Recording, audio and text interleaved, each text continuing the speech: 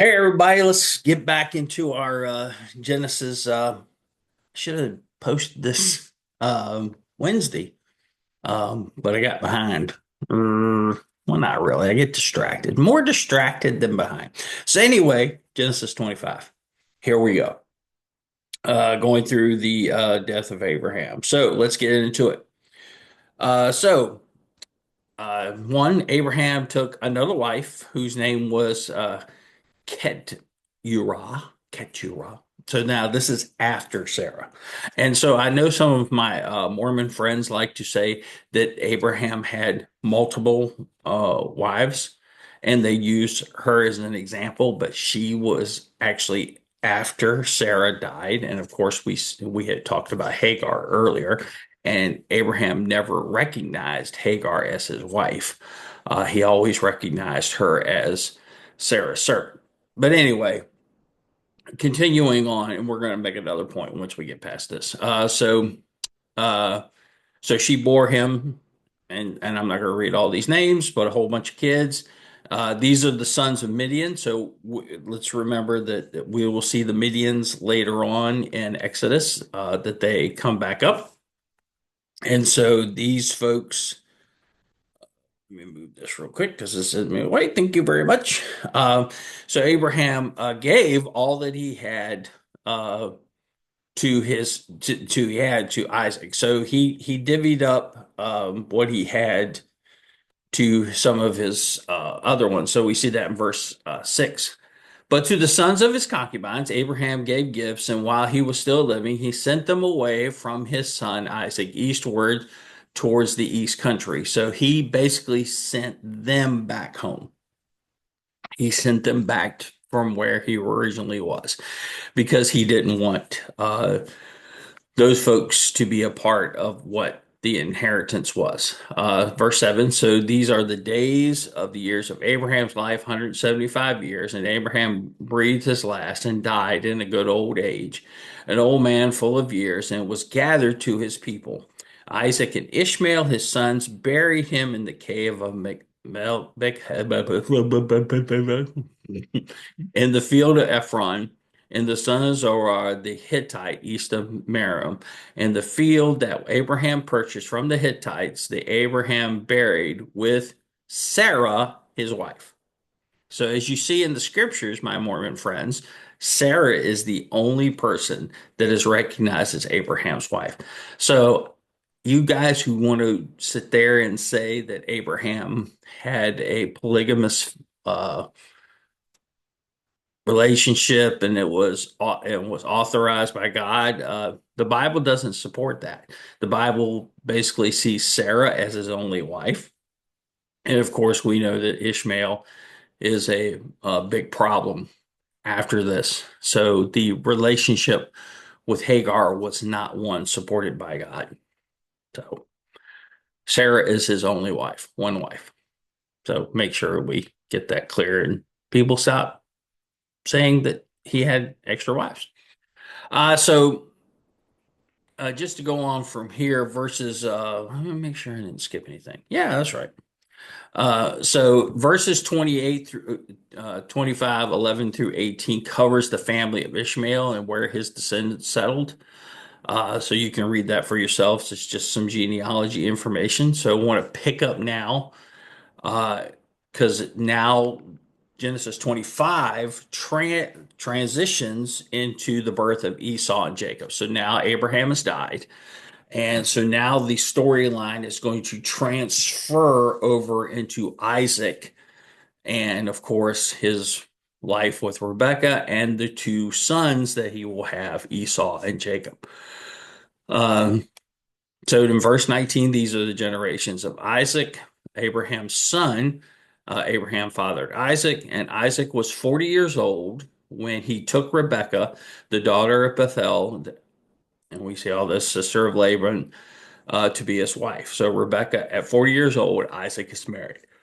But you got to think it's a long time, to be single. We talk about now people being single into their 30s and 40s, and we're like outraged. If you're not married by the time you're in your 20s, the ladies get thing. And of course, guys are just, out messing around. But he didn't get married until he was 40. Wow, that's kind of old. Yeah, he was an old coot. I'm just speculating anyway. So verse 21. So Isaac prayed to the Lord for his wife because she was barren, and the Lord granted his prayer, and Rebekah, his wife, conceived. So here it's kind of an ongoing issue. It seems that Sarah had the same problem, and Rebecca had the same issue, but she was able to conceive. And so the children struggled together within her, and she said, "If it is thus, why is this happening to me?" So she went and inquired of the Lord. So she was like, "Okay, this my pregnancy seems tormented. And what's going on? I feel like I'm being ripped apart." Basically is what she's referring to. So then we see in verse 23, the Lord said to her, "Two nations are in your womb, and two people from within you shall be divided. The one shall be stronger than the other, and the older shall serve the younger." So this is a theme that we're going to now start seeing in the book of Genesis. This theme played out for the rest is how the tradition of the older brother is the leader of the family, and it's the younger brother who ends up the leader. So we're going to see this with Jacob and Esau. We're going to see this later with Jacob, or as his name is changed, Israel, that the younger brother Joseph would end up being the leader of the family and not the older brothers.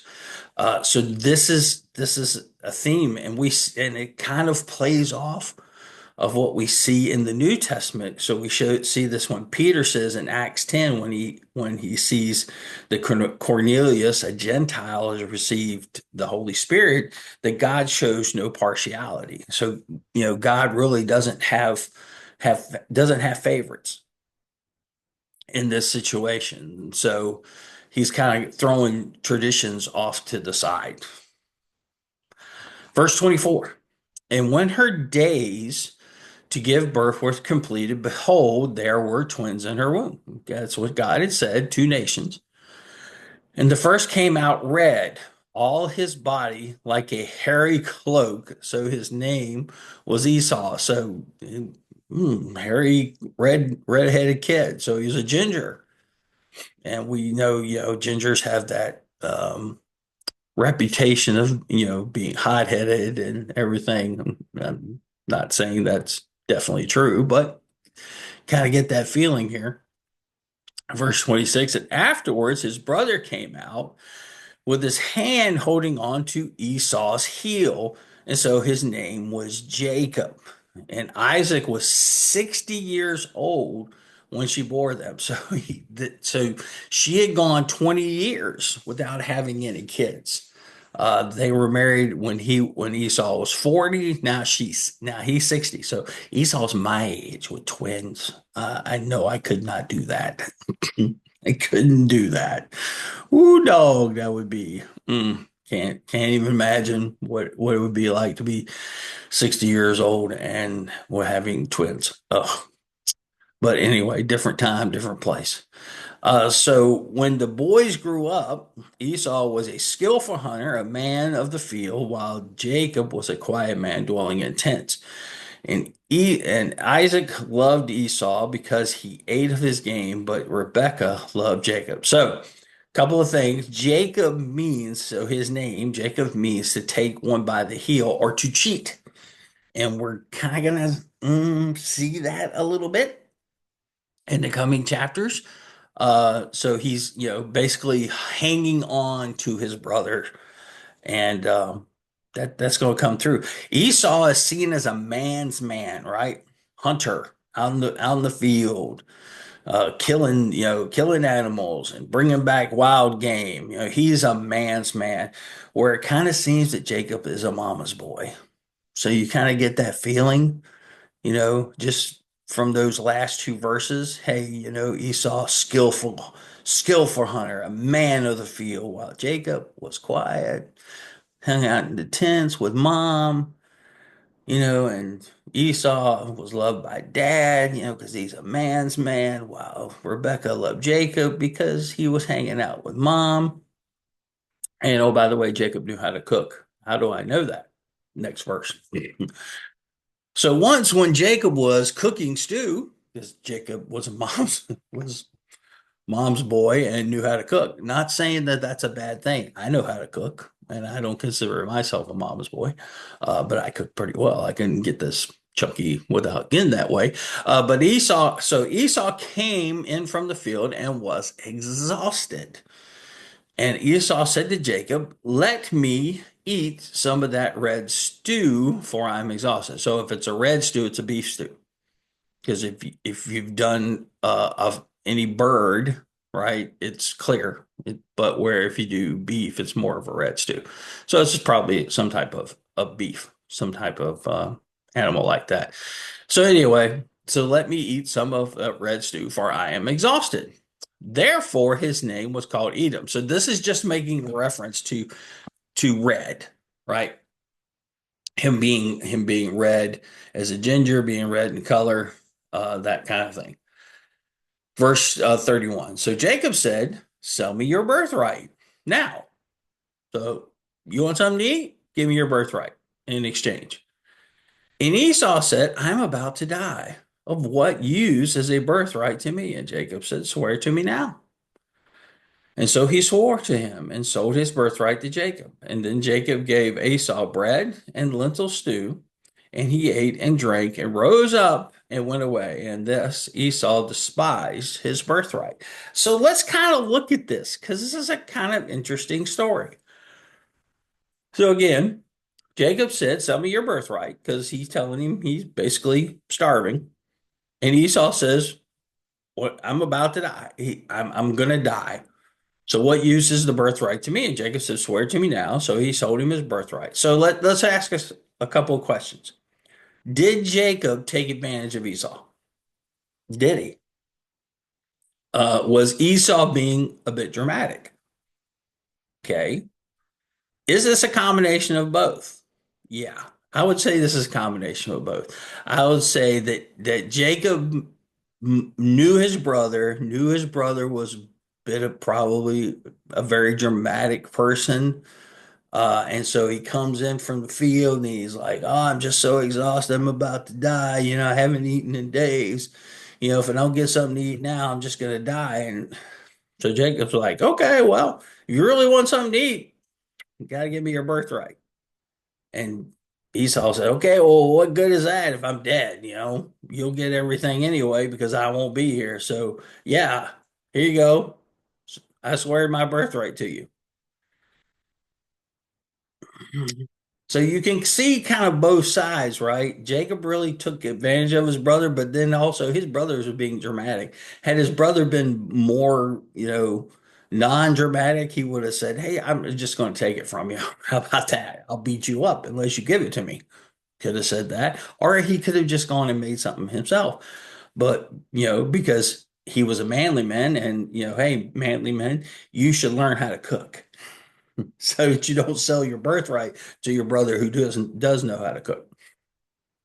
Anyway, side thing.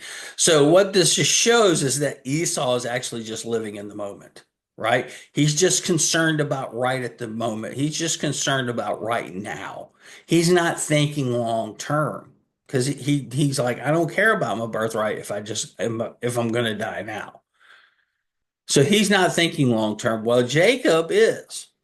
Jacob is thinking long term. Jacob is like, "I'm going to take advantage of this situation because you're basically being dramatic, thinking you're going to die, so I can get something out of this." So what does this teach us? Well, this is temporal thinking, right? We're always thinking in the now rather than thinking eternally, and that's the lesson from this for us is that we should see that we shouldn't be so temporal, emotional in the moment now. We need to think long term. What is God doing long term? How is he working with me in the long run? Right? What is this now? We get so focused on what's happening to us now, right, that we don't think about what God's plan is in the future. And a lot of times when we get through that moment, when we get through that trial, when we get through that bad time, and then we see God's plan had worked out, we kind of feel stupid because God was working it out the whole time. We just had a little pain that we had to endure to get through it. And Esau's in the same situation. Had he just endured the pain for a few minutes because he was hungry and taken time to fix something for himself, he would have gotten through that and then kept his birthright. But no, he's so in the temporal moment. He's just in the moment, focusing just on what his needs are and not thinking long term, that he just gives it all away.